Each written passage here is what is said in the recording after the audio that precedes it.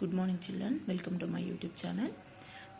చూడండి, కాకుల లెక్క పాఠం. తన ఆస్థానంలో ఉండే బీర్బల్ అంటే అక్బర్కి చాలా అభిమానం. ఇది ఆస్థానంలోని మిగిలిన వారికి నచ్చేది కాదు. ఎవరి ఆస్థానం? అక్బర్ యొక్క ఆస్థానం. ఎవరంటే అభిమానం? బీర్బల్ అంటే అభిమానం. అది ఇతరులకి నచ్చేది కాదంట. మన క్లాస్లో మనం ఒకరిని పొగిడితే ఇంకొకరికి నచ్చదు కదా నాన్న, అలా అన్నమాట. తాము బీర్బల్ కన్నా తెలివైన వాళ్ళమని వాళ్ళ ఉద్దేశం. ఈ విషయాన్ని అక్బర్ గమనించాడు. ఓకే, ఏంటి వాళ్ళు బీర్బల్ కన్నా చాలా తెలివైన వాళ్ళనేది మిగిలిన వాళ్ళ ఉద్దేశం అన్నమాట. సో ఈ విషయాన్ని ఎవరు గమనించారు? అక్బర్, రాజు. ఓకే, అక్బర్ ఒకనాడు సభలోని వాళ్ళందరినీ ఉద్దేశించి ఇట్లా అన్నాడు. ఏమన్నాడు? మీకు నేనొక పరీక్ష పెడుతున్నాను. అదేమంటే మన ఆగ్రా పట్టణంలో ఎన్ని కాకులు ఉన్నావో లెక్కబెట్టి చెప్పండి.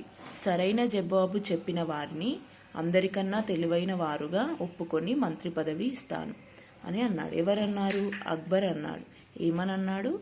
నేను మీకు ఒక పరీక్ష పెడతా, ఎవరైతే కరెక్ట్ ఆన్సర్ ఇస్తారో అంటే సరైన జవాబు చెప్తారో వాళ్ళకి నేను మంత్రి పదవిని ఇస్తా, అంటే బీర్బల్ యొక్క పదవిని ఇస్తానని అన్నాడు.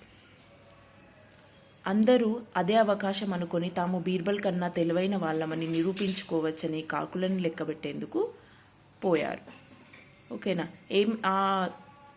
ఇచ్చిన పరీక్ష ఏంటి నాన్న? ఎన్ని కాకులు ఉన్నాయో లెక్కబెట్టడం వాళ్ళ పట్టణంలో.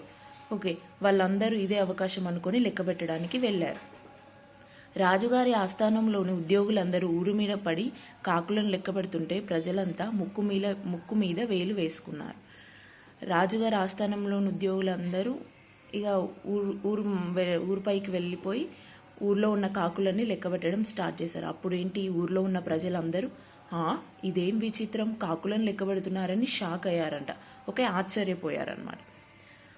అందరూ ఊరంతా తిరుగుతూ ఇండ్ల మీద, చెట్ల మీద, నది ఒడ్డున, వీధుల్లో, బాడల్లో, చెత్త చెదారాలలో వెతుకుతూ కాకులను లెక్కబెడుతూనే ఉన్నారు. అందరూ ఊరంతా తిరుగుతూ కాకులను లెక్కబెట్టారంట. కాలనీస్, స్ట్రీట్కి తిరుగుకుంటూ లెక్కబెట్టారంట. Thank you for watching this video. Please subscribe.